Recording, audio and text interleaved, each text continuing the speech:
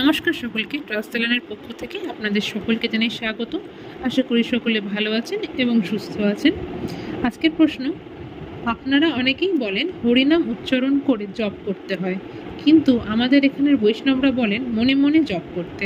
তারা ইভেন এটাও বলেছে আপন ভজন কথা না কইবে যথাতথা। এই কথাটা কি ঠিক?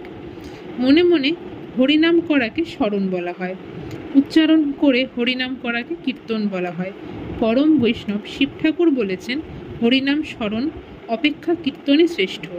পার্বতী দেবীকে শিব ঠাকুর তাই বলেছেন অঘচ্ছিত স্মরণং বিষ্ণু বহাস্যেয়ন সাধ্যতে ওষ্ঠ স্পন্দনমাত্রেণ কীর্তনস্ত তত বরং।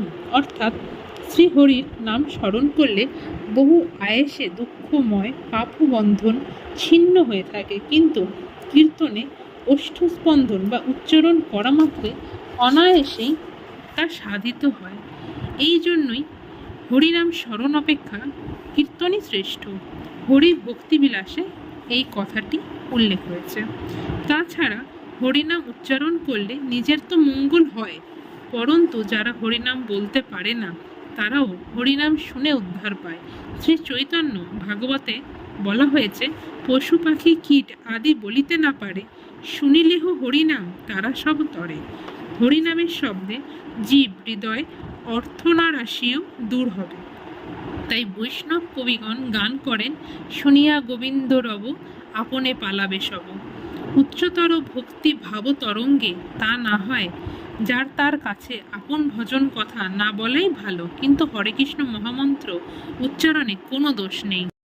অর্থাৎ সব কিছুর বিনিময় ভগবান শ্রীকৃষ্ণ, যিনি সত্যি, যিনি সৃষ্টিকর্তা, তিনিই রক্ষাকর্তা, তিনিই ব্রহ্মাণ্ড চালক। তাই দিনের শেষে একবার হলেও আপনারা শ্রীকৃষ্ণের মহামন্ত্র হরিনাম একবার হলেও জপ করবেন। আশা করি আমাদের ভগবান শ্রীকৃষ্ণের পাঠ আপনাদের সকলের ভালো লেগে থাকবে। পাঠটি ভালো লেগে থাকলে চ্যানেল সাবস্ক্রাইব করতে ভুলবেন না, এবং সংসার জীবনে থেকে আমিষ ও নিরামিষ পদের রেসিপির জন্য আমাদের চ্যানেলটি সাবস্ক্রাইব করতে ভুলবেন না। সেই চ্যানেলের লিঙ্ক আমরা ডেসক্রিপশন বক্সে আপনাদের দিয়ে দেবো। ধন্যবাদ।